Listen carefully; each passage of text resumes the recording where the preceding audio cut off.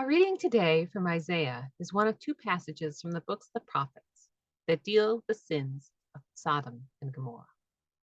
And what is interesting about both today's passage from Isaiah, written at the time of the fall of the northern kingdom, and a passage from the book of Ezekiel, written at the time of the fall of the southern kingdom, is that the two prophets share a common viewpoint, but one that is at odds with how we in the United States have always been taught to interpret this story.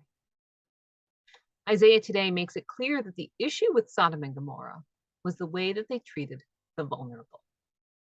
He warns the people of Judah as Israel is being conquered, that Judah will be next unless they change, unless they cease to do evil, learn to do good, seek justice, rescue the oppressed, defend the orphan, plead for the widow.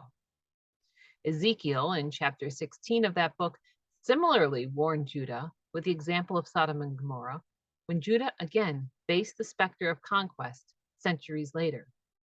Now, this was the sin of your sister Sodom. She and her daughters were arrogant, overfed, and unconcerned. They did not help the poor and needy. When we read the story of Sodom and Gomorrah in the light of the prophets, the story takes on a new meaning. The two men who came to Lot were travelers, separated from their families and their villages. Like the man in the story of the Good Samaritan, they were vulnerable. And if they disappeared on the road, their families would have no way of knowing what happened to them. Additionally, as travelers, it was likely that they were carrying something important to themselves and their families and their futures.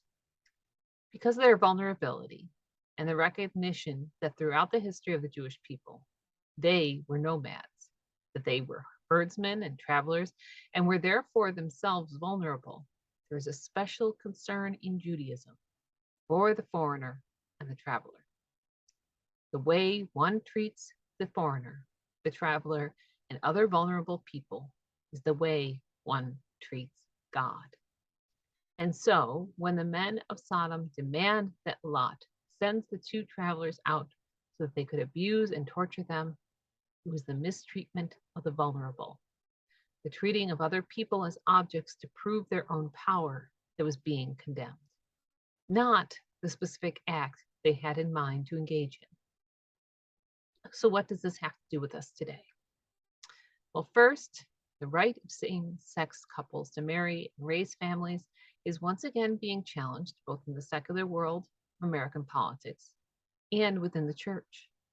The United States Congress is moving to pass legislation guaranteeing the right nationally in response to Justice Thomas's concurring opinion on Roe versus Wade, and conservative Christian groups are lining up to oppose this legislation on the basis of this misinterpretation of the sins of Sodom and Gomorrah.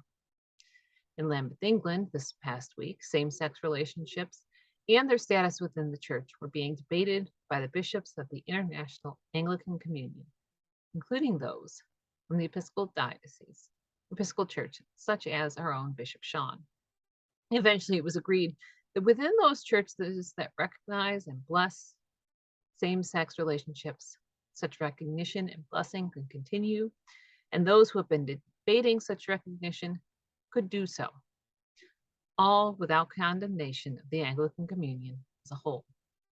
But at the same time, in those churches in which same-sex relationships are condemned, this condemnation would not be removed.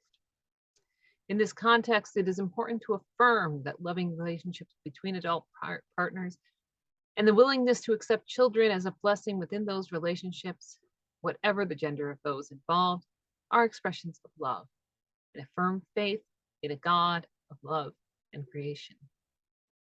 But second, and more importantly, we spend way too much time concerned with the private and personal relationships of others, instead of paying attention to how we, straight, cisgender people, commit the sins of Sodom and Gomorrah by not caring for the least among us.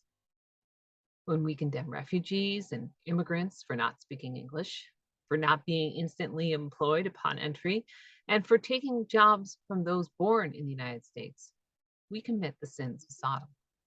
When we do not provide for single mothers, for the elderly and the incapacitated, and for those with disabilities to ensure that they have a chance to live in dignity, we commit the sin of Sodom.